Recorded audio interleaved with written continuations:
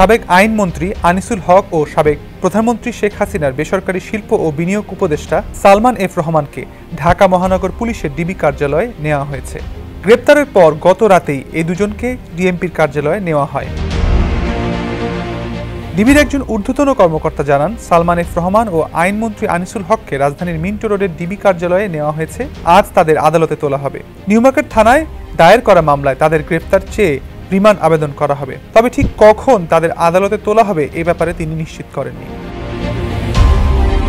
Police সূত্রে জানা গেছে, কোটা সংস্কারের দাবিতে বৈষম্য বিরোধী ছাত্র আন্দোলনের কর্মসূচি চলাকালে গত 16 জুলাই ঢাকা কলেজের সামনে সংঘর্ষে দুজন নিহত হন। তাদের একজন ঢাকা কলেজের শিক্ষার্থী সবুজ আলী, অন্যজন হকার মোহাম্মদ শাহজাহান। এই ঘটনায় নিউমার্কেট থানায় দুটি হত্যা মামলা হয়েছে। এসব হত্যার ঘটনায় ইন্ধনদাতা হিসেবে আনিসুল হক ও সালমান এফ রহমানকে গ্রেফতার করা হয়।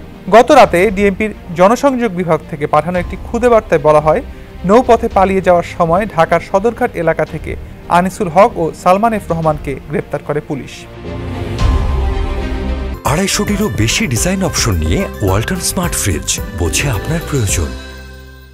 ছাত্র জনতার আন্দোলনের মুখে শেখ হাসিনা 5 আগস্ট প্রধানমন্ত্রীর পদ থেকে পদত্যাগ করে দেশ ছাড়ার পর তার মন্ত্রিসভার সদস্য ও আওয়ামী লীগ নেতারা আত্মগোপনে রয়েছেন। কেউ কেউ দেশ ছেড়েছেন বলে খবর এসেছে। এর মধ্যে আনিসুল হক ও সালমান এফ রহমানকে গ্রেপ্তারের কথা জানালো পুলিশ। বঙ্গবন্ধু শেখ মুজিবুর রহমান হত্যা মামলায় রাষ্ট্রপক্ষের কৌশলী ছিলেন আইনজীবী আনিসুল হক। 2014 সালে নির্বাচনে তাকে ব্রাহ্মণবাড়িয়া 4 আসন থেকে মনোনয়ন দেয় আওয়ামী লীগ। তিনি সংসদ সদস্য নির্বাচিত হওয়ার পর শেখ হাসিনা তাকে আইনমন্ত্রী নিয়োগ দেন। সালমান এফ রহমান বাংলাদেশ শিল্প ও বণিক সমিতি ফেডারেশনের সাবেক সভাপতি ও বেক্সিপকো গ্রুপের প্রতিষ্ঠাতাদের একজন। তিনি আওয়ামী লীগ সভাপতি শেখ হাসিনার বেসরকারি খাত বিষয়ক উপদেষ্টা ছিলেন। 2018 সালে নির্বাচনে সালমান এফ রহমান ঢাকা 1 আসন থেকে নির্বাচন করে আওয়ামী লীগ থেকে সংসদ সদস্য হন।